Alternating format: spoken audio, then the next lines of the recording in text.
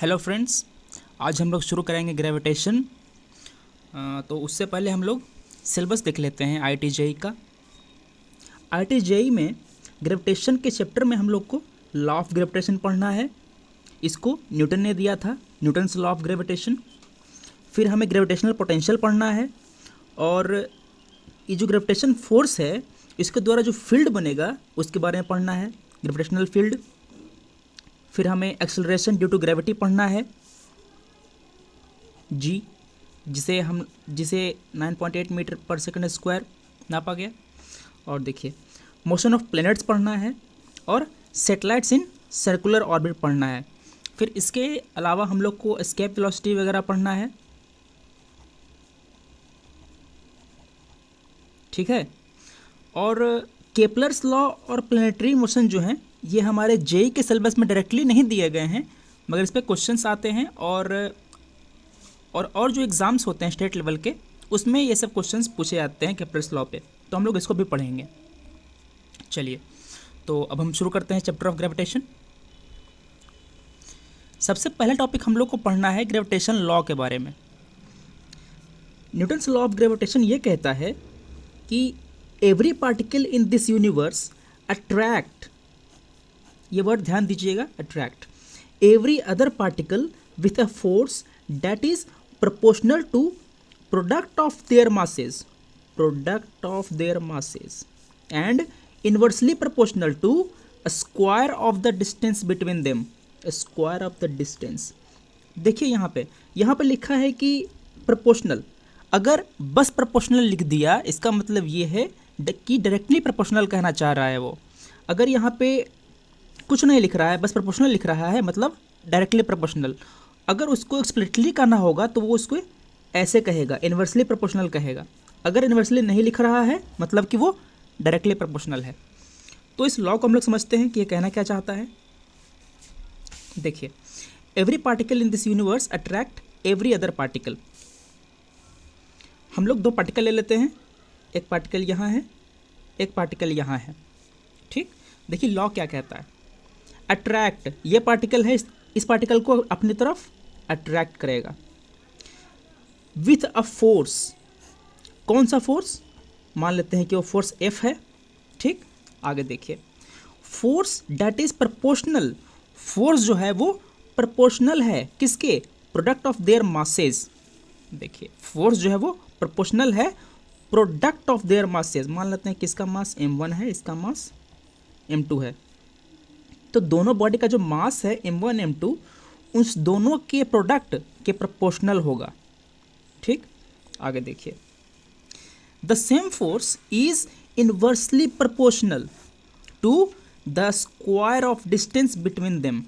देखिए, ये जो फोर्स जो है वो इन दोनों मासेस के बीच का जो डिस्टेंस है, मान लेते हैं कि इसके बीच का डिस्टेंस मेरा r है, डिस्टेंस हमने r मान लिया, ठीक। देखिए, ये जो डिस्टेंस है इसके स्क्वायर के इन्वर्सली प्रोपोर्शनल है, ठीक।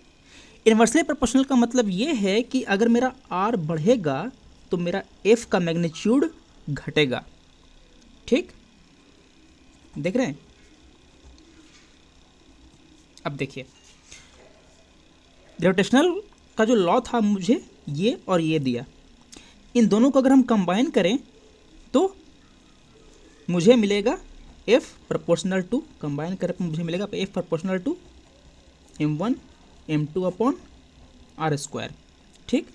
इस प्रोपोर्शनलिटी के साइन को अगर हम हटाएंगे तो हमें यहाँ पे एक कांस्टेंट लगाना पड़ता है, ठीक। देखिए, वो कांस्टेंट हम लोग लेते हैं g, ठीक। g को हम लोग बोलते हैं यूनिवर्सल ग्रेविटेशनल कांस्टेंट, g को हम लोग बोलते हैं यूनिवर्सल ग्रेविटेशनल कांस्टेंट, और उसका वैल्यू होता है, ये कांस्टेंट है, ठीक। ये एक यूनिवर्सल कांस्टेंट है, इसका वैल्यू कभी चेंज नहीं करेगा, जो है वही रहेगा।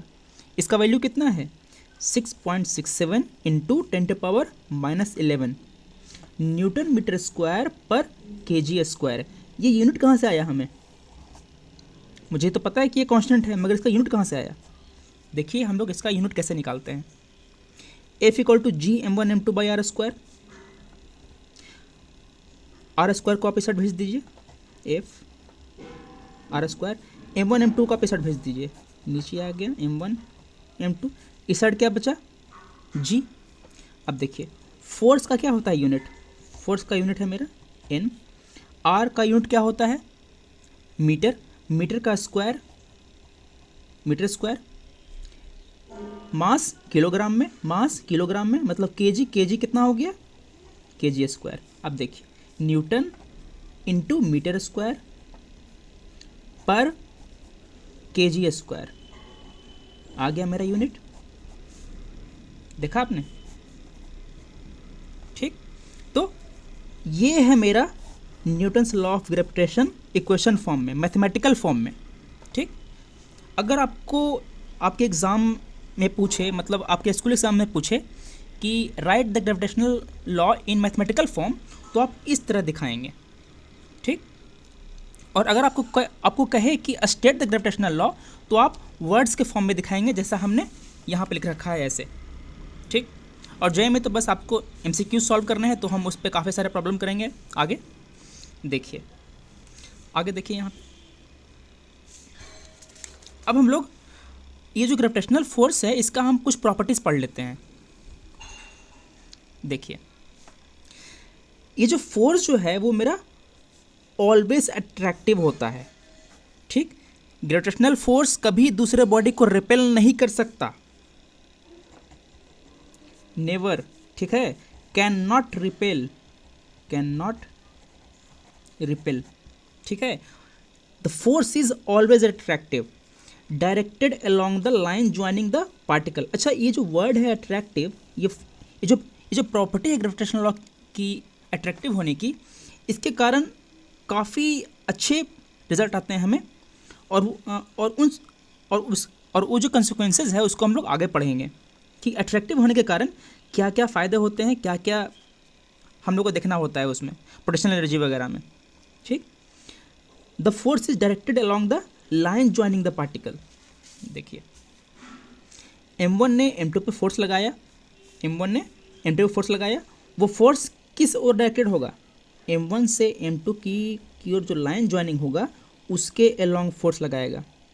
ठीक, न इधर न इधर न इधर, किधर भी नहीं, इस लाइन के अलोंग फोर्स लगाएगा ऐसे। ठीक, आपको एक बात और समझाता हूँ। मान लीजिए कि m1 की जगह मेरा एक चार्ज होता Q1, मान लेते हैं पॉजिटिव चार्ज है। ठीक, और m2 की जगह मेरा एक चार्ज होता पॉजिटिव चार्ज Q2। चूँकि दोनों चार्ज सेम नेचर के हैं, दोनों चार्ज पॉजिटिव हैं, तो दोनों चार्ज एक दूसरे को रिपेल करेंगे। Q1 चार्ज है जो Q2 को रिपेल करेगा। ठीक, कूलम्ब लॉ को हम ऐसे लिखते हैं, F = 1/4 pi epsilon not Q1 × Q2/r²। ये मेरा डिस्टेंस है Q1 के Q2 के बीच की दूरी का, और जो ग्रेविटेशनल फोर्स था इसको हम लोग लिख लेते हैं G(m1 m2/r²। देखिए तो दोनों में आपको कुछ सिमिलरिटी दिख रही है, दोनों में एक कांस्टेंट है। ठीक, दोनों जो है प्रोडक्ट पे डिपेंड करते हैं। यहाँ पे क्या था यूनिट, मास था, इसलिए मास का प्रोडक्ट लिया गया। और कूलम्ब्स लॉ में क्या था यूनिट, Q1 था Q2 था, मतलब यहाँ पे चार्ज है, यहाँ पे मास है। तो जहाँ पर मास है तो हमने मास का प्रोडक्ट लिया, जहाँ पे चार्ज है वहाँ पे हमने चार्ज का प्रोडक्ट लिया। ठीक, और दोनों फोर्स, ग्रेविटेशनल फोर्स और कूलम्ब फोर्स, दोनों फोर्स जो हैं वो इन्वर्सली प्रोपोर्शनल हैं डिस्टेंस के। ठीक, डिस्टेंस बढ़ेगा तो फोर्स घटेगा। ठीक, r बढ़ा तो फोर्स घट गया। ठीक, चलिए,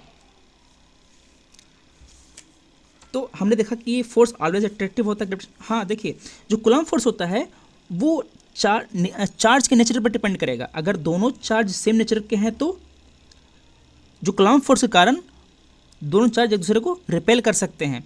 और अगर चार्ज अपोजिट नेचर के रहे, अगर यहाँ पे पॉजिटिव रहा, यहाँ पे अगर नेगेटिव रहा, तो ये दोनों चार्ज एक दूसरे को अट्रैक्ट करेंगे। तो आपने अंतर देखा, जो ग्रेविटेशनल फोर्स था वो बस अट्रैक्ट करेगा, मगर जो कूलम्ब फोर्स है वो अट्रैक्ट भी करेगा और रिपेल भी करेगा। ठीक, और दोनों फोर्स एक्ट करते हैं लाइन ज्वाइनिंग बिटवीन देम। ठीक, आगे देखते हैं। अगली प्रॉपर्टी है, it is independent of the nature of the medium independent of the medium surrounding them. इसका मतलब समझते हैं। फोर्स, ग्रेविटेशनल फोर्स क्या था, G m1m2/r²। यहाँ पे मेरा G कांस्टेंट है, ये कभी चेंज करेगा नहीं। m1 m2 मासेज हैं, 2 किलो 3 किलो जो भी रहे, और r² जो है मेरा डिस्टेंस है, डिस्टेंस का स्क्वायर है। यहाँ पे ऐसा कोई भी क्वांटिटी नहीं है जो मीडियम पे डिपेंड करे, ठीक।